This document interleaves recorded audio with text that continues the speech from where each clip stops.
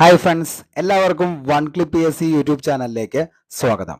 നമ്മുടെ ഇന്നത്തെ വീഡിയോ എന്ന് പറയുന്നത് LDC 2024 വേണ്ടി തയ്യാറെടുക്കുന്ന ഒരു ഉദ്യോഗാർത്ഥിയാണെങ്കിൽ നിങ്ങൾ ഉറപ്പായിട്ടും പഠിച്ചിരിക്കേണ്ട 75 ഹോട്ട് ടോപ്പിക്സിന്റെ വേൾഡ് ജോഗ്രഫിയുടെ ക്ലാസ് ആണ്. ഓക്കെ, അപ്പോൾ ഇതിൻ്റെ അകത്ത് ഏറ്റവും ഇമ്പോർട്ടൻ്റ് ആയിട്ടുള്ള എക്സാം പോയിന്റ് ഓഫ് വ്യൂയിലുള്ള എല്ലാ കാര്യങ്ങളും നമ്മൾ ചർച്ച ചെയ്യുന്നുണ്ട്.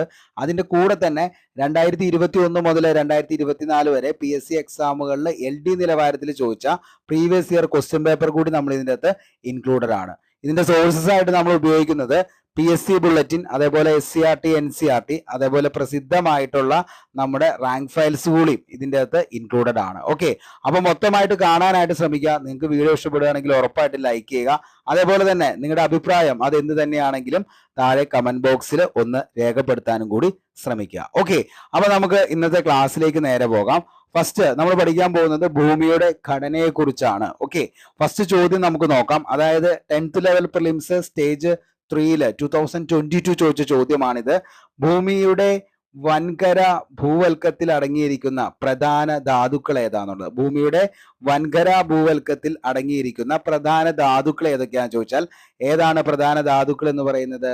അലൂമിനിയം, അതേപോലെ തന്നെ സിലിക്കയാണ് ഭൂമിയുടെ വൻകര ഭൂവൽക്കത്തിൽ അടങ്ങിയിരിക്കുന്ന പ്രധാന ധാതുക്കൾ എന്ന് പറയുന്നത്. ഓക്കെ, അലൂമിനിയവും അതേപോലെ തന്നെ സിലിക്കയുമാണ്. ഓക്കെ, ഭൂകമ്പ തരംഗങ്ങളുടെ വിശകലനത്തിന്റെ അടിസ്ഥാനത്തിൽ ഭൂമിയുടെ ഉള്ളറയെ നമുക്ക് വ്യത്യസ്ത പാളികളായിട്ട് തിരിക്കും. ഓക്കെ, അപ്പോൾ ഭൂകമ്പ തരംഗങ്ങളുടെ വിശകലനത്തിന്റെ അടിസ്ഥാനത്തിൽ ഭൂമിയുടെ ഉള്ളറയെ വ്യത്യസ്ത പാളികളായിട്ട് തരംതിരിച്ചിട്ടുണ്ട്. അത് ഏതൊക്കെയാണെന്ന് ചോദിച്ചാൽ ഭൂവൽക്കം. ഓക്കെ, ഭൂവൽക്കമാണ് ഒന്നാമത്തെ, രണ്ടാമത്തെ മാൻഡിലാണ്, മൂന്നാമത്തെ പുറക്കാമ്പ് അല്ലെങ്കിൽ ഔട്ടർ കോറ്, ലാസ്റ്റത്തെയാണ് എന്ത്? അകക്കാമ്പ് എന്ന് പറയുന്നത്. ഓക്കെ, അപ്പോൾ ഇങ്ങനെ നമുക്ക് നോക്കാം. അതായത് എന്താണ് ഭൂമിയുടെ ഭൂവൽക്കം എന്നറിയപ്പെടുന്നത് അല്ലെങ്കിൽ ക്രസ്റ്റ് എന്നറിയപ്പെടുന്നത് ഏറ്റവും പുറമെ ഈ കാണുന്ന ഭാഗമാണ് എന്തെന്ന് പറയുന്നത്?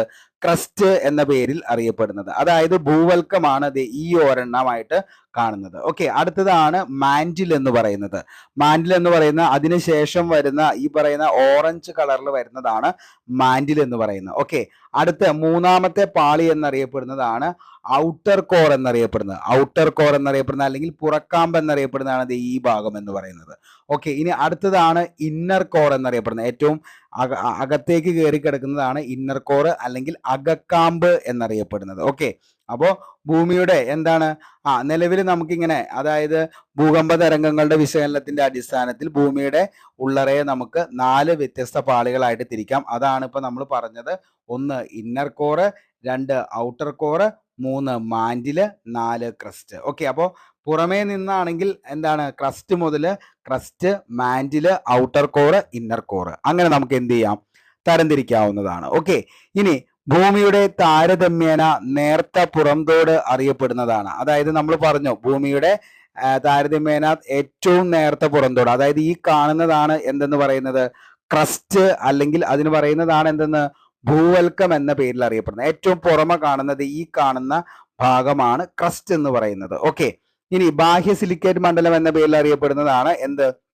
ക്രസ്റ്റ് അല്ലെങ്കിൽ ഭൂവൽക്കം എന്ന പേരിൽ അറിയപ്പെടുന്നത്. ഓക്കെ, ഇനി എന്താണ് ഭൂവൽക്കത്തിന്റെ ഏകദേശ കനം എത്രയാണെന്ന് ചോദിച്ചു കഴിഞ്ഞാൽ, ഭൂവൽക്കത്തിന്റെ കനം ചോദിച്ചു കഴിഞ്ഞാൽ 40 കിലോമീറ്റർ ആണ് ഭൂവൽക്കത്തിന്റെ കനം എന്ന് പറയുന്നത്. ബാഹ്യ സിലിക്കേറ്റ് മണ്ഡലം എന്ന പേരിൽ അറിയപ്പെടുന്നത് ഏതാണെന്ന് ചോദിച്ചു കഴിഞ്ഞാൽ അതും ഏത് തന്നെയാണ്? ബാഹ്യ സിലിക്കേറ്റ് മണ്ഡലം എന്നറിയപ്പെടുന്നതും ഭൂവൽക്കം തന്നെയാണ്. ഭൂവൽക്കത്തിന്റെ ഏകദേശ കനമാണ് 40 കിലോമീറ്റർ എന്ന് പറയുന്നത്. ഭൂവൽക്കത്തിന്റെ 2 ഭാഗങ്ങളാണ്. ഒന്നാമത്തെയാണ് എന്ത്? വൻകര ഭൂവൽക്കം എന്ന പേരിൽ അറിയപ്പെടുന്നത്. ഓക്കെ, അപ്പൊ ഭൂവൽക്കത്തിന്റെ 2 ഭാഗങ്ങളിൽ ഒന്നാമത്തെയാണ് വൻകര ഭൂവൽക്കം, രണ്ടാമത്തെയാണ് സമുദ്ര ഭൂവൽക്കം എന്ന പേരിൽ അറിയപ്പെടുന്നത്. ഇനി സിലിക്ക, അലൂമിന എന്നീ ധാതുക്കൾ മുഖ്യമായും അടങ്ങിയിരിക്കുന്നതിനാൽ വൻകര ഭൂവൽക്കം അറിയപ്പെടുന്ന പേരാണ് എന്തെന്ന്? സിയാൽ എന്ന പേരിൽ അറിയപ്പെടുന്നത്. ഓക്കെ, അപ്പോ സിലിക്ക അതേപോലെ തന്നെ അലൂമിന എന്നീ ധാതുക്കൾ മുഖ്യമായും അടങ്ങിയിരിക്കുന്നതിനാലാണ് വൻകര ഭൂവൽക്കത്തെ ഏത് പേരിൽ അറിയപ്പെടുന്നത്? സിയാൽ എന്ന പേരിൽ അറിയപ്പെടുന്നത്. അതായത് വൻകര ഭാഗത്തിന്റെ മുകൾ തട്ടാണ് ഏത് പേരില്? സിയാൽ എന്ന പേരിൽ അറിയപ്പെടുന്നത്. സിയാലിന്റെ തൊട്ടു താഴെയായി സിലിക്കേറ്റ്, മഗ്നീഷ്യം ധാതുക്കൾ മുഖ്യമായി അടങ്ങിയിരിക്കുന്നതിനാൽ സമുദ്ര ഭൂവൽക്കം അറിയപ്പെടുന്ന പേരാണ് സിമ എന്ന്. ഓക്കെ, അപ്പോ സിയാലിന് തൊട്ടു താഴെയായി സിലിക്ക, മഗ്നീഷ്യം എന്നീ ധാതുക്കൾ മുഖ്യമായും അടങ്ങിയിരിക്കുന്നതിനാൽ സമുദ്രഭാഗം അറിയപ്പെടുന്നതാണ് സിമ എന്ന്. അപ്പോൾ സിയാലും സിമ ഇത് രണ്ടും ചോദിക്കാറുണ്ട്. ഇത് രണ്ടും എന്താണ് ഇമ്പോർട്ടന്റ് ആണ്. സിലിക്ക, അലൂമിനിയ ഉള്ളത് കൊണ്ടാണ് സിയാൽ എന്ന പേരിൽ അറിയപ്പെടുന്നത്. അതേപോലെ തന്നെ ഇവിടെ എന്താണ് നിലവിൽ അടങ്ങിയിരിക്കുന്നത്? സിലിക്കേറ്റ്, മഗ്നീഷ്യം അടങ്ങിയിരിക്കുന്നതിനാൽ സമുദ്രഭാഗത്തെ ഏത് പേരിൽ അറിയപ്പെടുന്നു? സിമ എന്ന പേരിൽ അറിയപ്പെടുന്നു. ഇമ്പോർട്ടന്റ് ആണ്, ഓർത്തു വച്ചോ. 1 മാർക്ക് നമുക്ക് അവിടെ കിട്ടും. ഓക്കെ, അടുത്ത ചോദ്യത്തിലേക്ക് നമുക്ക് പോകാം.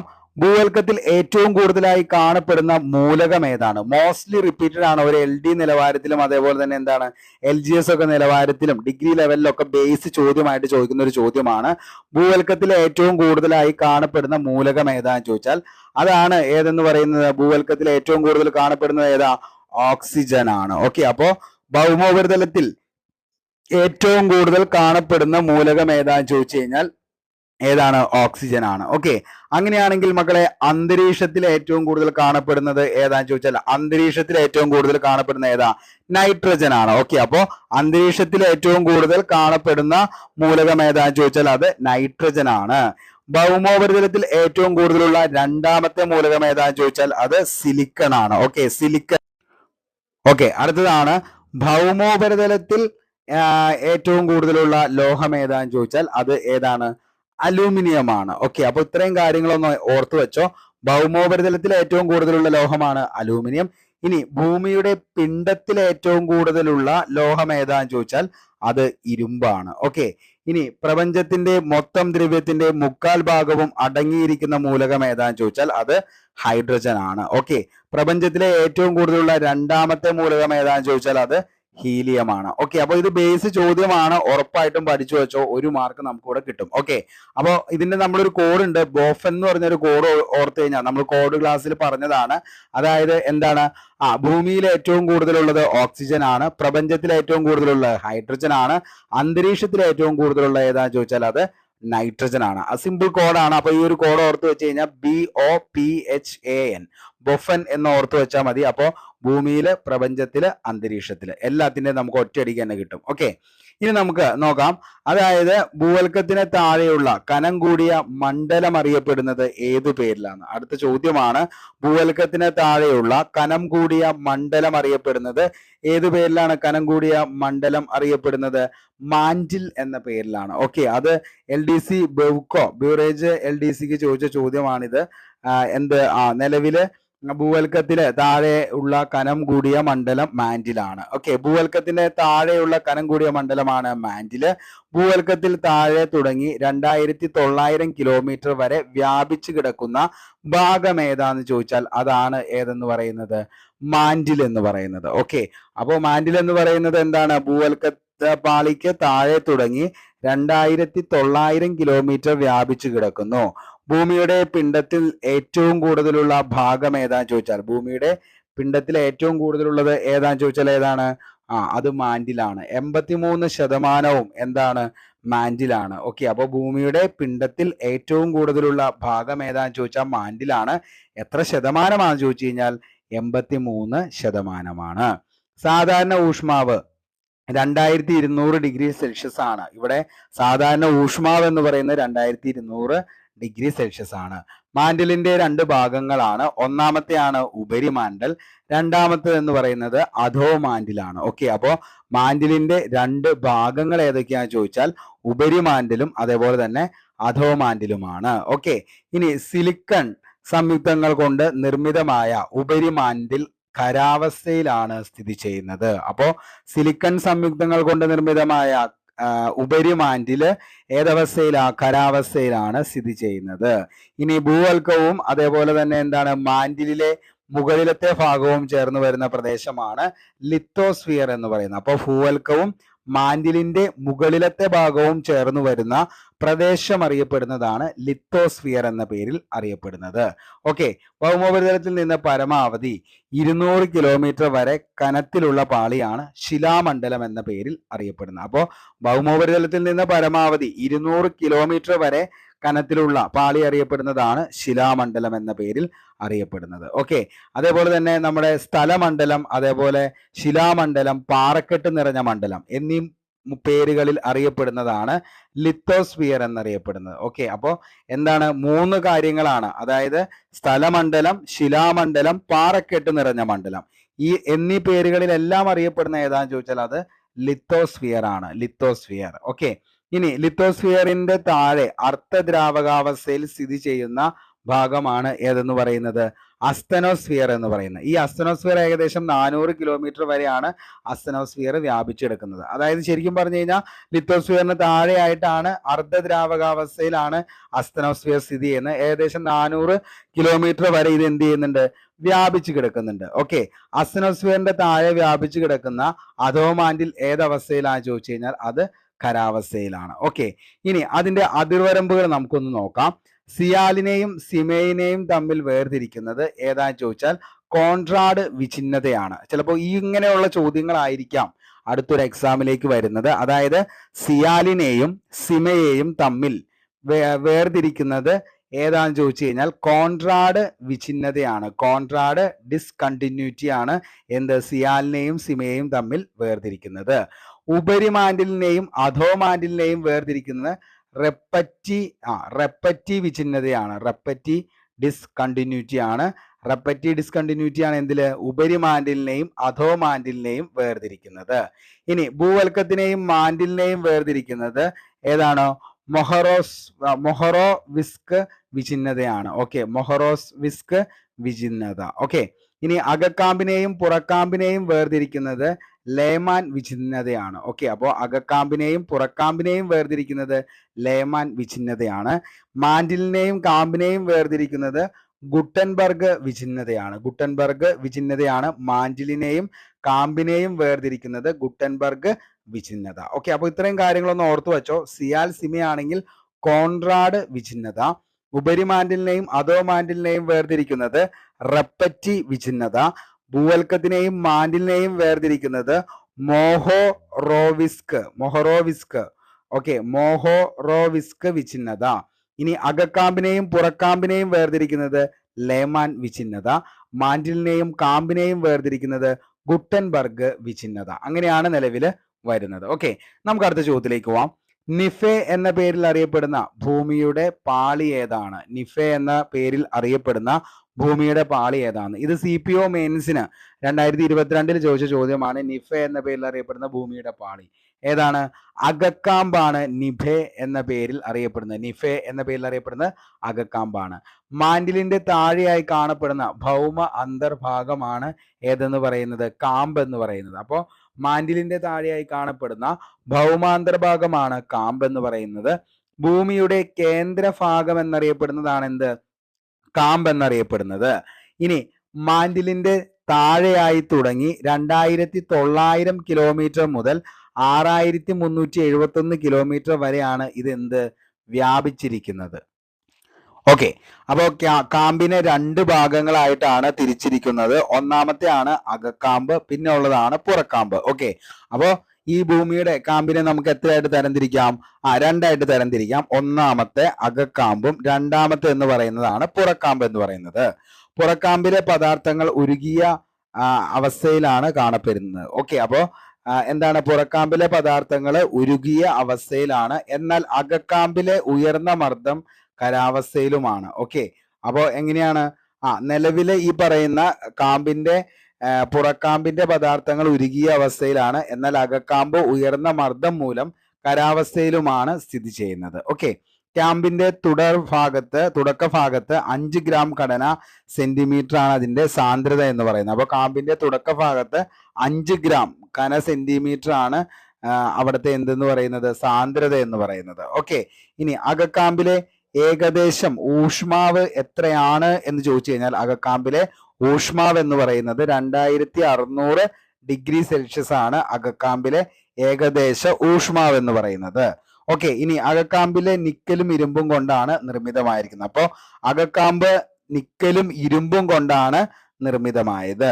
ഇതിനാൽ നിഫെ എന്ന പേരിലാണ് എന്തറിയപ്പെടുന്നത്? അകക്കാമ്പ് അറിയപ്പെടുന്നത്. അപ്പൊ നിക്കലും ഇരുമ്പും കൊണ്ട് നിർമ്മിതമാണ്. അപ്പൊ എന്താണ് നിഫെ? ഓക്കെ, അതായത് നിക്കൽ ആൻഡ് അയൺ, അതുകൊണ്ടാണ് അതിനെ എന്തെന്ന് വിളിക്കുന്നത്? നിഫെ എന്ന പേരിൽ അറിയപ്പെടുന്നത്. വളരെ വ്യക്തമായെന്ന് കരുതുന്നു. നമ്മൾ ഈ പറഞ്ഞ കാര്യങ്ങളെല്ലാം ഇതിൻ്റെ അകത്ത് നിലവിൽ ഉൾക്കൊണ്ടിട്ടുണ്ട്. ഓക്കെ, ഇനി നമുക്ക് അടുത്ത ചോദ്യത്തിലേക്ക് പോവാം. ഭൂകമ്പ തരംഗങ്ങളെ ഉത്ഭവസ്ഥാനം എന്താണ്? ഓക്കെ, ഭൂകമ്പ തരംഗങ്ങളുടെ ഉത്ഭവ സ്ഥാനം എന്ന് പറയുന്നത് എന്താണ് എന്നുള്ളതാണ്. അപ്പോൾ ഇത് woman civil excise officer 2023 latest ചോദിച്ച ചോദ്യമാണ്. ഭൂകമ്പ തരംഗങ്ങളുടെ ഉത്ഭവ സ്ഥാനം വുമൻ സിവിൽ എക്സൈസ് ഓഫീസർ 2023. അതാണ് എന്തെന്ന് പറയുന്നത്? ഭൂകമ്പ നാഫി എന്ന് പറയുന്നത്. ഓക്കെ, അപ്പോൾ ഭൂകമ്പ തരംഗങ്ങളുടെ ഉത്ഭവ സ്ഥാനം എന്താന്ന് ചോദിച്ചു കഴിഞ്ഞാൽ ഭൂകമ്പ നാഫിയാണ്. അതായത് ഭൂകമ്പങ്ങൾക്ക് നേരെ അതായത് ഭൂകമ്പങ്ങൾക്ക് കാരണമാകുന്ന ചലന കേന്ദ്രമാണ് പ്രഭവ കേന്ദ്രം അല്ലെങ്കിൽ ഭൂകമ്പ നാഫി എന്ന് പറയുന്നത്. അതായത് സീസ്മിക് ഫോക്കസ് എന്നതാണ് അതിന്റെ ഇംഗ്ലീഷ് വാക്ക് എന്ന് പറയുന്നത്. അതായത് ഭൂകമ്പങ്ങൾക്ക് കാരണമാകുന്ന ചലന കേന്ദ്രമാണ് പ്രഭവ കേന്ദ്രം അല്ലെങ്കിൽ ഭൂകമ്പ നാഫി എന്ന് പറയുന്നത്. ഹൈപ്പോ സെന്റിമീറ്റർ എന്ന് അറിയപ്പെടുന്നത് പ്രഭവ കേന്ദ്രമാണ്. ഓക്കെ, അപ്പോൾ ഹൈപ്പോ സെന്റർ എന്നറിയപ്പെടുന്നത് എന്താണെന്ന് ചോദിച്ചു കഴിഞ്ഞാൽ പ്രഭവ കേന്ദ്രമാണ് ഹൈപ്പോ സെന്റർ എന്ന പേരിൽ അറിയപ്പെടുന്നത്. ഭൂകമ്പ നാഭിക്ക് നേരെ മുകളിൽ ഭൂമിയുടെ ഉപരിതലത്തിലുള്ള ബിന്ദുവാണ് എന്തെന്ന് പറയുന്നത്? അതികേന്ദ്രം എന്ന് പറയുന്നത്. ചോദിക്കാൻ ചിലപ്പോ ഭൂകമ്പ നാഭിക്ക് നേരെ മുകളില് ഭൂമിയുടെ ഉപരിതലത്തിലുള്ള ബിന്ദു അറിയപ്പെടുന്നതാണ് അതികേന്ദ്രം അല്ലെങ്കിൽ എപ്പി സെന്റർ എന്ന് അറിയപ്പെടുന്നത്. ഓക്കെ, അപ്പോൾ എപ്പി സെന്റർ എന്ന് പറയുന്നത് എന്താണ്? ഭൂകമ്പ നാഭിക്ക് നേരെ മുകളിൽ ഭൂമിയുടെ ഉപരിതലത്തിലുള്ള ബിന്ദുവാണ് അതികേന്ദ്രം. ഇനി ഭൂകമ്പം ഏറ്റവും ശക്തിയായി അനുഭവപ്പെടുന്ന സ്ഥലമാണ് അതികേന്ദ്രം എന്നറിയപ്പെടുന്നത്. അപ്പൊ അതികേന്ദ്രത്തിലാണ് ഏറ്റവും കൂടുതൽ എന്ത് ചെയ്യുന്നത്? ഈ പറയുന്ന ഭൂകമ്പം ഏറ്റവും കൂടുതൽ തരംഗങ്ങൾ ആദ്യം എത്തിച്ചേരുന്ന അതികേന്ദ്രത്തിലാണ്. അതേപോലെ തന്നെ ഏറ്റവും ശക്തിയായി അനുഭവപ്പെടുന്നത് എവിടെയാണെന്ന് ചോദിച്ചു കഴിഞ്ഞാൽ അതും എവിടെ തന്നെയാണ്? ഈ പറയുന്ന അതികേന്ദ്രം അല്ലെങ്കിൽ എപ്പി സെന്ററിലാണ്. ഓക്കെ, ഇനി തുടർ ഭൂകമ്പങ്ങളുടെ നാട് എന്നറിയപ്പെടുന്നത് ഏത് സ്ഥലമാണെന്ന് ചോദിച്ചാൽ അത് ഹെയ്തിയാണ്. തുടർ ഭൂകമ്പങ്ങളുടെ നാട് എന്നറിയപ്പെടുന്നത് ഹെയ്തിയാണ്. ഓക്കെ, ലോകത്തെ എന്താണ് രേഖപ്പെടുത്തിയവയിൽ ഏറ്റവും തീവ്രതയേറിയ ഭൂകമ്പം നടന്ന സ്ഥലം ഏതാന്ന് ചോദിച്ചാൽ ചിലിയിലെ വാൽഡി വീൽ ആണ് നടന്നത്. ഓക്കെ, അപ്പോൾ ലോകത്തിൽ രേഖപ്പെടുത്തിയവയിൽ ഏറ്റവും തീവ്രമേറിയ ഭൂകമ്പം നടന്ന സ്ഥലം ഏതാന്ന് ചോദിച്ചാൽ ചിലിയിലെ വാൽഡിവെയിൽ എന്ന് പറയുന്ന സ്ഥലത്താണ്. ഓക്കെ, അപ്പൊ ചിലിയിലെ വാൽഡിവെയിലാണ് 9.5 ആണ് റിക്ടർ സ്കെയിലിൽ അത് എന്ത് വന്നത്? നിലവിൽ ഭൂകമ്പം വന്നത്. അപ്പോൾ ലോകത്തെ രേഖപ്പെടുത്തിയവയില് ഏറ്റവും തീവ്രയേറിയ ഭൂകമ്പം നടന്ന സ്ഥലം ഏതാന്ന് ചോദിച്ചാൽ ചിലിയിലെ വാൽഡിവെയിൽ എന്ന് പറയുന്ന ആ ഒരു സ്ഥലത്ത് വെച്ചാണ്. ഓക്കെ, നമുക്ക് അടുത്ത ചോദ്യത്തിലേക്ക് പോവാം. അന്തരീക്ഷത്തിൽ ഏറ്റവും കൂടുതൽ കാണപ്പെടുന്ന വാതകം ഏതാണ്? നമ്മളിപ്പോ കുറച്ചു മുമ്പ് കോഡ് പറഞ്ഞതാണ്. എന്ത്? ബോഫൻ എന്ന് പറയുന്നത്. ഭൂവൽക്കത്തിൽ അല്ലെങ്കിൽ ഭൂമിയിലെ ഓക്സിജൻ, പ്രപഞ്ചത്തിൽ ഹൈഡ്രജൻ, അന്തരീക്ഷത്തിൽ ഏതാണ്? നൈട്രജൻ ആണ്. അപ്പൊ ഒരു കൺഫ്യൂഷൻ ഇല്ലാതെ ബോഫൻ എന്ന് പറയുന്ന കോഡ് പഠിച്ചു വെച്ചാൽ മതി. അന്തരീക്ഷത്തിൽ അടങ്ങിയിരിക്കുന്ന വിവിധ വാതകങ്ങളിൽ 3-ാം സ്ഥാനത്തും 4-ാം സ്ഥാനത്തും വരുന്ന വാതകങ്ങൾ ഏതാണെന്ന് ചോദിച്ചാൽ അത് ആർഗണും അതേപോലെ തന്നെ കാർബൺ ഡൈ ഓക്സൈഡ് അതായത് CO2 ആണ്. ഓക്കെ, ഇനി നമുക്ക് അറിയാം ഇപ്പൊ നിലവില് എന്താണ് വാതകങ്ങളും അന്തരീക്ഷത്തില് അതായത് അന്തരീക്ഷ വായുവിലെ പ്രധാന വാതകങ്ങൾ അവയുടെ വ്യാപ്തമാണ് ഇപ്പൊ കൊടുത്തിരിക്കുന്നത്. അപ്പൊ ജസ്റ്റ് ഒന്ന് നോക്കാൻ ചിലപ്പോ നമുക്ക് ചോദിക്കാം ഇത് എങ്ങനെയുള്ള ചോദ്യങ്ങൾ, അതായത് ഓരോ വാതകങ്ങളും അവയുടെ വ്യാപ്തം ചോദിക്കാൻ ഈ 3-ാമതുള്ളത്, 2-ാമതുള്ളത്, 1-ാമതുള്ളത്. ഓക്കെ, അപ്പൊ പ്രധാനപ്പെട്ട അന്തരീക്ഷത്തിലെ വായു പ്രധാന വാതകങ്ങൾ ഏതൊക്കെയാന്ന് ചോദിച്ചാൽ ആദ്യത്തെയാണ് നൈട്രജൻ. എത്ര ശതമാനം വ്യാപ്തമാണ് നൈട്രജൻ എന്ന് ചോദിച്ചു കഴിഞ്ഞാൽ 78.08 ആണ് നൈട്രജന്റെ. ഇനി ഓക്സിജന്റെ എത്രയാണെന്ന് ചോദിച്ചു കഴിഞ്ഞാൽ 20.95 ആണ് ഓക്സിജൻ എന്ന് പറയുന്നത്. ആർഗൺ ആണെങ്കിൽ 0.93 ആണ് ആർഗൺ. ഇനി നമ്മൾ പറഞ്ഞു 4-ാമത്തെ കാർബൺ ഡൈ ഓക്സൈഡ് ആണെങ്കിൽ 0.036 ആണ് ഇതിന്റെ കാർബൺ ഡൈ ഓക്സൈഡിന്റെ വ്യാപ്തം എന്ന് പറയുന്നത്.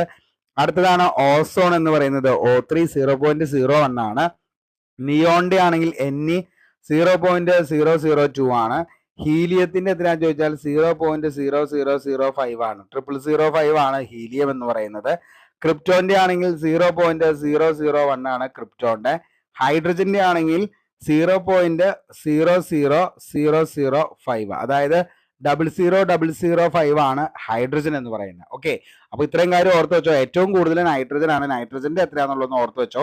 78.08% വ്യാപ്തമാണ് വാതകങ്ങൾ ഏറ്റവും കൂടുതൽ അന്തരീക്ഷ വായുവിലെ ഏറ്റവും പ്രധാനപ്പെട്ട വാതകം എന്ന് പറയുന്നത് ഏതാണെന്ന് ചോദിച്ചു കഴിഞ്ഞാൽ അത് നൈട്രജൻ ആണ്. ഓക്കെ, നമുക്ക് അടുത്ത ചോദ്യത്തിലേക്ക് പോവാം. ഭൂമിയിലെ ആവരണം ചെയ്തിരിക്കുന്ന വായുവിന്റെ പുതപ്പാണ് അന്തരീക്ഷം എന്ന് പറയുന്നത്. അപ്പോൾ ഭൂമിയെ ആവരണം ചെയ്തിരിക്കുന്ന അന്തരീക്ഷത്തിന്റെ എന്താണ് വായുവിന്റെ പുതപ്പാണ് അന്തരീക്ഷം എന്ന് പറയുന്നത്. വിവിധ തരത്തിലുള്ള വാതകങ്ങളും അതേപോലെ തന്നെ എന്താണ് ജലബാഷ്പവും പൊടിപടലങ്ങളും അടങ്ങിയതാണ് അന്തരീക്ഷം എന്ന് പറയുന്നത്.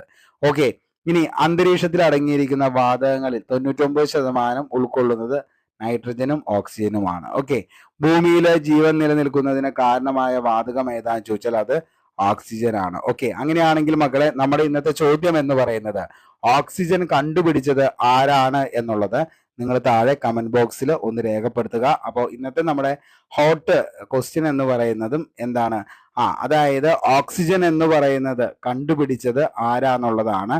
അപ്പൊ അത് കമന്റ് ബോക്സിൽ ഒന്ന് രേഖപ്പെടുത്തുക. ഓക്കെ, അടുത്ത പോയിന്റ്, അലസവാതകങ്ങളിൽ ഏറ്റവും പ്രധാനപ്പെട്ടത് ഏതാണെന്ന് ചോദിച്ചാൽ അലസവാതകങ്ങളിൽ ഏറ്റവും പ്രധാനപ്പെട്ടതാണ് ആർഗൺ എന്ന് പറയുന്നത്.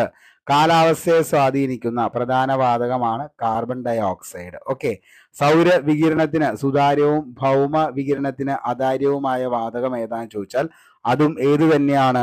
കാർബൺ ഡൈ ഓക്സൈഡ് ആണ്. അപ്പോൾ സൗര വികിരണത്തിന് സുതാര്യവും ഭൗമ വികിരണത്തിന് അതാര്യവുമായ വാതകമാണ് കാർബൺ ഡൈ ഓക്സൈഡ്.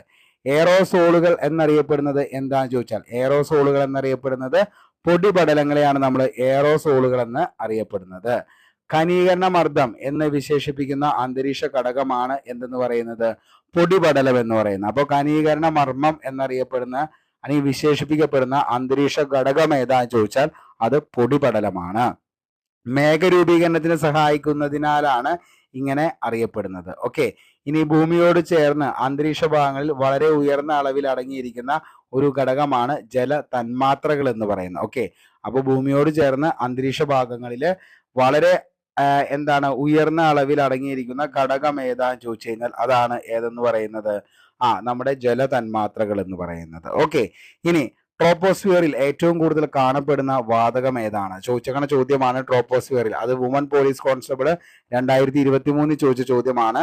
ട്രോപ്പോസ്ഫിയറിൽ ഏറ്റവും കൂടുതൽ കാണപ്പെടുന്ന വാതകം ഏതാന്ന് ചോദിച്ചാൽ അത് നൈട്രജൻ ആണ് ട്രോപ്പോസ്ഫിയറിൽ ഏറ്റവും കൂടുതൽ കാണപ്പെടുന്നത്. ഇനി നമുക്ക് ഏറ്റവും റിപ്പീറ്റഡ് ആയിട്ടുള്ള ചോദ്യങ്ങളെല്ലാം നോക്കാം. വിമാനങ്ങളുടെ സഞ്ചാരത്തിന് ഏറ്റവും അനുയോജ്യമായ അന്തരീക്ഷ പാളി നമുക്കറിയാം. എന്താണ് അന്തരീക്ഷ പാളികൾ ഏതൊക്കെയാണെന്നുള്ളത് ഓരോന്നും നമ്മൾ കഴിഞ്ഞ ദിവസങ്ങളിൽ പഠിച്ചു പോയതാണ്. ട്രോപ്പോസ്ഫിയർ, അതേപോലെ തന്നെ സ്ട്രാറ്റോസ്ഫിയർ, അതേപോലെ മിസോസ്ഫിയർ, തെർമോസ്ഫിയർ, അയണോസ്ഫിയർ. ഓക്കെ, അപ്പൊ ഇതെല്ലാം നമ്മൾ എന്ത് ചെയ്തേക്കണെയാണ്? കഴിഞ്ഞ ദിവസം വളരെ വ്യക്തമായി പഠിച്ച് കംപ്ലീറ്റ് ചെയ്ത് പോയതാണ്. അപ്പോൾ ആ ക്ലാസ് നിങ്ങൾ ജസ്റ്റ് ഒന്ന് കണ്ടാൽ മതി. അതിന്റെ നമ്മൾ വളരെ വിശദമായിട്ട് കൊടുക്കുന്നുണ്ട്. അതേപോലെ തന്നെ previous year question paper work out ചെയ്തപ്പോൾ അതിൻ്റെ അത് നമ്മൾ പറയുന്നുണ്ട്. ഓക്കെ, അപ്പോൾ അടുത്ത ചോദ്യത്തിലേക്ക് പോവാം. വിമാനങ്ങളുടെ സഞ്ചാരത്തിന് ഏറ്റവും അനുയോജ്യമായ അന്തരീക്ഷ പാളിയാണ് ഏതെന്ന് പറയുന്നത്? സ്ട്രാറ്റോസ്ഫിയർ എന്ന് പറയുന്നത്. ഓസോൺ പാളി സ്ഥിതി ചെയ്യുന്ന അന്തരീക്ഷ പാളി ഏതാന്ന് ചോദിച്ചാൽ അതും ഏത് തന്നെയാ?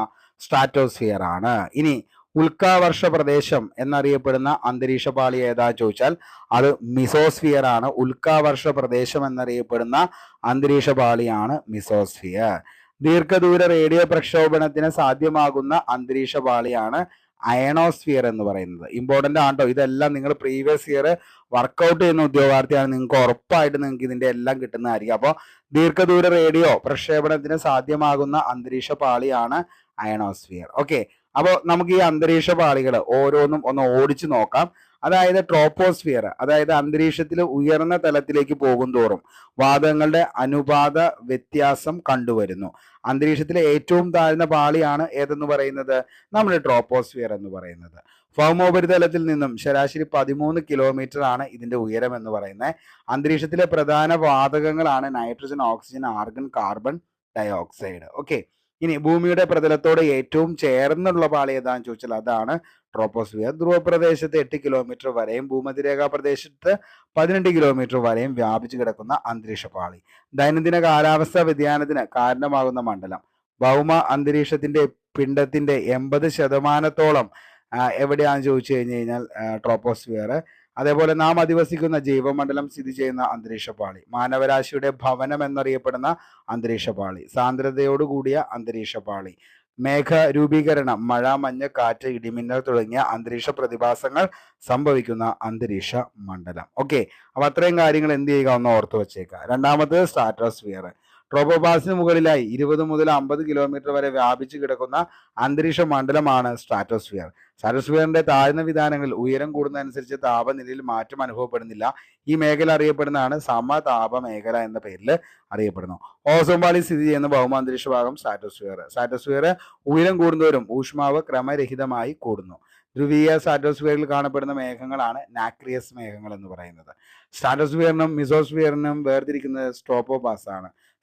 സ്ട്രാറ്റോസ്ഫിയറിന് മുകളിലായി സംക്രമണ മേഖലയാണ് സ്ട്രാറ്റോപാസ് എന്ന് അറിയപ്പെടുന്നത്. ഓക്കെ, അതേപോലെ മിസോസ്ഫിയർ, അത് ഏറ്റവും കൂടുതൽ PSC ചോദിച്ചേക്കുന്നത് അന്തരീക്ഷത്തിന്റെ ഏതാണ്ട് മധ്യഭാഗത്തായി സ്ഥിതി ചെയ്യുന്ന അന്തരീക്ഷപാളി. ഉൽക്കാവർഷ പ്രദേശം എന്നറിയപ്പെടുന്ന അന്തരീക്ഷപാളി. ഭൗമാന്തരീക്ഷത്തിൽ പ്രവേശിക്കുന്ന ഉൽക്കകൾ കർഷണത്താൽ കത്തി എരിയുന്ന പാളി ഏതാന്ന് ചോദിച്ചാൽ അത് ഏതാണ്? മിസോസ്ഫിയർ ആണ്. മിസോസ്ഫിയർ ഉയരം കൂടുന്തോറും താപം കൂടുന്നു. മിസോസ്ഫിയറിന് മുകളിലുള്ള സംക്രമണ മേഖല അറിയപ്പെടുന്നതാണ് മിസോപാസ് എന്ന് പറയുന്നത്. അടുത്തത് തെർമോസ്ഫിയർ എന്ന് പറയുന്നത്. തെർമോസ്ഫിയറിന്റെ ഉയരം കൂടുന്തോറും താപനില കൂടുന്നു. ഗുരുത്വാകർഷണ ബലം ഏറ്റവും കുറഞ്ഞ മണ്ഡലമാണ് തെർമോസ്ഫിയർ. ധ്രുവപ്രദേശങ്ങളിൽ കാണപ്പെടുന്ന എന്താണ്? അറോറ കാഴ്ചകളുടെ ഉറവിടം. അറോറ കാഴ്ചകളുടെ ഉറവിടം താഴെ പറയുന്നവയിൽ എവിടെയാണെന്ന് ചോദിച്ചു കഴിഞ്ഞാൽ തെർമോസ്ഫിയർ. അയണോസ്ഫിയർ എന്ന് വെച്ച് കഴിഞ്ഞാൽ നമുക്കറിയാം, നമ്മൾ പറഞ്ഞതാണ്. അതായത് എന്താണ്? നിലവില് വാർത്താവിനിമയ കൃത്രിമോപഗ്രഹങ്ങൾ സ്ഥിതി ചെയ്യുന്നത് എവിടെയാണെന്ന് ചോദിച്ചു കഴിഞ്ഞാൽ അയണോസ്ഫിയറിലാണ്. അയോണുകൾ വൈദ്യുതിയെ കടത്തിവിടാൻ കഴിയും. റേഡിയോ തരംഗങ്ങൾ വൈദ്യുത കാന്തിക തരംഗങ്ങളായതിനാൽ ഈ മേഖല റേഡിയോ തരംഗങ്ങളുടെ ദീർഘദൂര പ്രക്ഷേപണത്തിന് സാധ്യവുമാകുന്നു. ഓക്കെ, അന്തരീക്ഷത്തിന്റെ ഏകദേശം 80 മുതൽ 400 കിലോമീറ്റർ വരെ ഉയരത്തിൽ വച്ച് അൾട്രാവയലറ്റ്, എക്സ്റേ തുടങ്ങിയ തീവ്രരശ്മികൾ വാതക തന്മാത്രങ്ങളെ അയോണുകളാക്കി മാറ്റുന്ന പ്രക്രിയയാണ് അയോണീകരണം എന്ന് പറയുന്നത്. അപ്പൊ അത്രയും കാര്യങ്ങൾ എന്ത് ചെയ്യുക, ഒന്ന് ഓർത്തു വയ്ക്കുക. നമുക്കടുത്ത് ശിലകളിലേക്ക് പോവാം. കഴിഞ്ഞൊരു ദിവസത്തെ എക്സാമിന് ചോദിച്ചൊരു ചോദ്യമാണ് ഗ്രാനൈറ്റ് എന്ന് പറയുന്നത് ഏത് തരം ശിലയ്ക്ക് ഉദാഹരണമാണെന്നുള്ളത്. ഓക്കെ, അപ്പോൾ ഗ്രാനൈറ്റ് എന്ന് പറയുന്നത് ഏത് തരം ശിലയ്ക്ക് ഉദാഹരണമാണ്? ഗ്രാനൈറ്റ്. അതായിരുന്നു കഴിഞ്ഞ ദിവസത്തെ ചോദ്യം എന്ന് പറയുന്നത്. അപ്പോൾ നിങ്ങളുടെ ഉത്തരം എന്താണെന്നുള്ളത് താഴെ നിങ്ങൾ എന്ത് ചെയ്യുക, ഒന്ന് എന്ത് ചെയ്യുക, കമന്റ് ചെയ്യുക. ഗ്രാനൈറ്റ് എന്ന് പറയുന്നത് ഏത് തരം ശിലയ്ക്ക് ഉദാഹരണമാണ്? അപ്പൊ നമ്മൾ 2 ചോദ്യമാണ് ചോദിച്ചത്. 2 ചോദ്യത്തിന്റെയും ഉത്തരങ്ങൾ എന്ത് ചെയ്യുക, നിങ്ങളൊന്ന്. അതായത് ഓക്സിജൻ കണ്ടുപിടിച്ച ആരാണ്, അതേപോലെ തന്നെ എന്താണ് ഈ പറയുന്ന നമ്മുടെ ഗ്രാനൈറ്റ് എന്ന് പറയുന്നത് ഏത് തരം ശിലയ്ക്ക് ഉദാഹരണമാണ്. ഓക്കെ, അപ്പൊ നമുക്ക് നേരെ നമ്മുടെ ഇതിലേക്ക് പോകാം.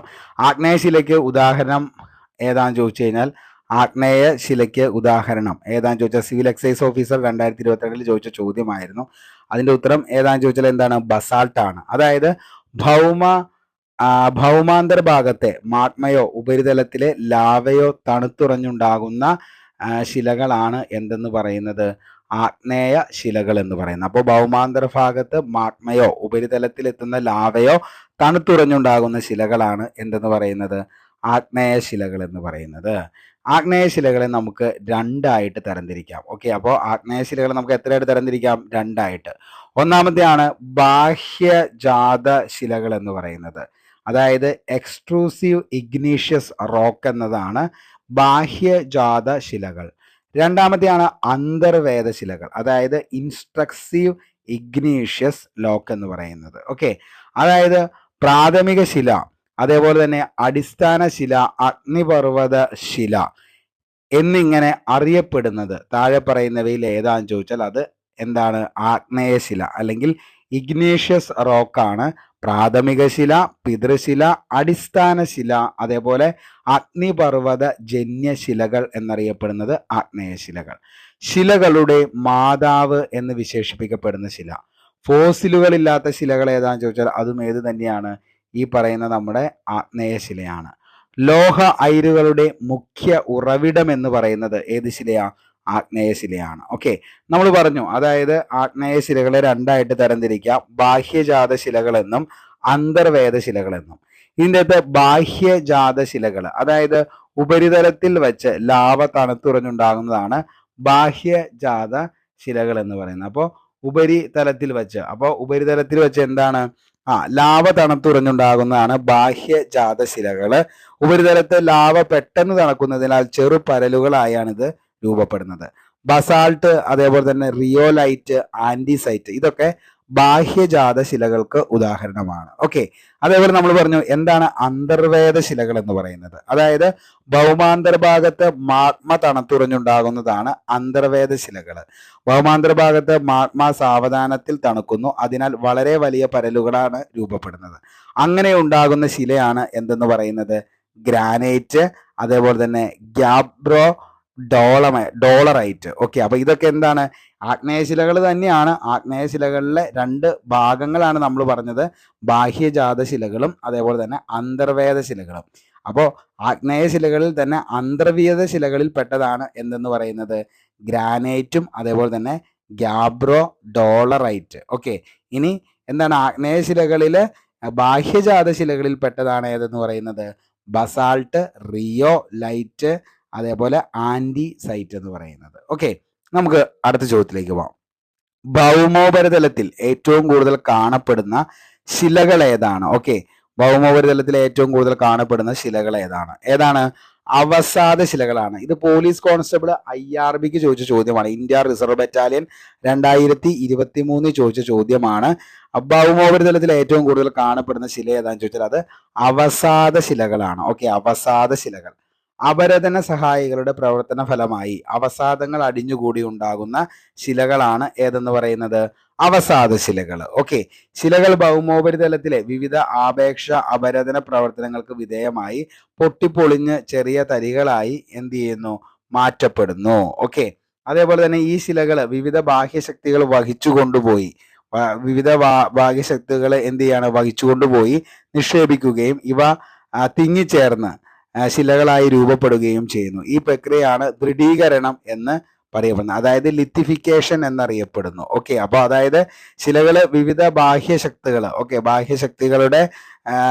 ബാഹ്യശക്തികൾ വഹിച്ചുകൊണ്ടുപോയി നിക്ഷേപിക്കുകയും ഇവ തിങ്ങിച്ചേർന്ന് ശിലകളായി രൂപപ്പെടുകയും ചെയ്യുന്നു. ഈ പ്രക്രിയയാണ് ദൃഢീകരണം എന്ന പേരിൽ അറിയപ്പെടുന്നത്, അല്ലെങ്കിൽ ലിത്തിഫിക്കേഷൻ എന്ന് അറിയപ്പെടുന്നത്. ഓക്കെ, ഇനി അവസാദ ശിലകൾ എന്ന് പറയുന്നത് 3 വിധമാണ്. അവസാദ ശിലകൾ എന്ന് പറയുന്നത്, അതായത് യാന്ത്രികമായി രൂപം കൊണ്ടവ, ജൈവികമായി രൂപം കൊണ്ടവ, രാസപ്രവർത്തന ഫലമായി രൂപം കൊണ്ടവ. ഓക്കെ, അപ്പോൾ അവസാദ ശിലകളെ നമുക്ക് 3ആയിട്ട് നമുക്ക് എന്ത് ചെയ്യാം? തരംതിരിക്കാം. അതായത് യാന്ത്രികമായി അല്ലെങ്കിൽ ബലകൃതമായി രൂപം കൊണ്ടവ, മെക്കാനിക്കലി ഫോംഡ്. ജൈവികമായി രൂപം കൊണ്ടവ, ഓർഗാനിക്കലി ഫോംഡ് ആണ് രണ്ടാമത്തെ. മൂന്നാമത്തെയാണ് രാസപ്രവർത്തന ഫലമായി രൂപം കൊണ്ടവ, കെമിക്കലി ഫോംഡ്. അങ്ങനെ 3ആയിട്ട് നമുക്ക് എന്ത് ചെയ്യാം? അവസാദ ശിലകളെ കാറ്റഗറൈസ് ചെയ്യാം. ഓക്കെ, അടുത്തത് പാളികളായി രൂപപ്പെട്ടതുകൊണ്ട് അവസാദ ശിലകൾ അറിയപ്പെടുന്നതാണ് സ്ട്രാറ്റിഫൈഡ് റോക്സ്, അടുക്കുശിലകൾ എന്ന്. ഓക്കെ, അപ്പോൾ പാളികളായിട്ട് കണ്ടതുകൊണ്ടാണ് അതിനെ അടുക്കുശിലകൾ അല്ലെങ്കിൽ സ്ട്രാറ്റിഫൈഡ് റോക്സ് എന്ന് പറയുന്നത്. അവസാദ ശിലകൾക്ക് ഉദാഹരണമാണ് കളിമണ്ണ്, ചുണ്ണാമ്പുകല്ല്, അതേപോലെ തന്നെ മണൽക്കല്ല്. ഇതൊക്കെയാണ് അവസാദ ശിലകൾക്ക് ഉദാഹരണങ്ങളായിട്ട് നമ്മൾ പറയുന്നത്. ഓക്കെ, ഇനി ഹിമാനികളുടെ നിക്ഷേപപരമായി ഉണ്ടായിട്ടുള്ള അവസാദ ശിലകളാണ് ഏതെന്ന് പറയുന്നത്? ടില്ലറ്റുകൾ എന്നറിയപ്പെടുന്നത്. ഓക്കെ, അപ്പോൾ ഹിമാനികളുടെ നിക്ഷേപഫലമായി ഉണ്ടായിട്ടുള്ള അവസാദ ശിലകൾ താഴെ പറയുന്നവയിൽ ഏതാണ് എന്നൊരു ചോദ്യം ചോദിച്ചാൽ ആ ചോദ്യത്തിന്റെ ഉത്തരമാണ് ടില്ലറ്റുകൾ എന്നറിയപ്പെടുന്നത്. അപ്പൊ ടില്ലറ്റുകളാണ് ഹിമാനികളുടെ നിക്ഷേപത്തിന്റെ ഫലമായി രൂപം കൊണ്ടത്. കക്ക, അതേപോലെ തന്നെ ചിപ്പി. ഓക്കെ, കക്ക, ചിപ്പി എന്നിവയിൽ നിന്ന് രൂപം കൊണ്ട അവസാദ ശിലയാണ് ചുണ്ണാമ്പു കല്ലെന്ന് പറയുന്നത്. ഓക്കെ, അപ്പോൾ കക്ക, അതേപോലെ തന്നെ ചിപ്പി. ഓക്കെ, കക്കയിൽ നിന്നും അതേപോലെ തന്നെ ചിപ്പിയിൽ നിന്നൊക്കെ രൂപം കൊണ്ടാണ് ചുണ്ണാമ്പു കല്ല്. അവസാദ ശിലാപാളികൾക്കിടയിൽ കാണപ്പെടുന്ന പ്രാചീന കാലത്തുണ്ടായിരുന്ന ജീവജാലങ്ങളുടെ അവശിഷ്ടങ്ങളെയാണ് നമ്മൾ എന്തെന്ന് വിളിക്കുന്നത്?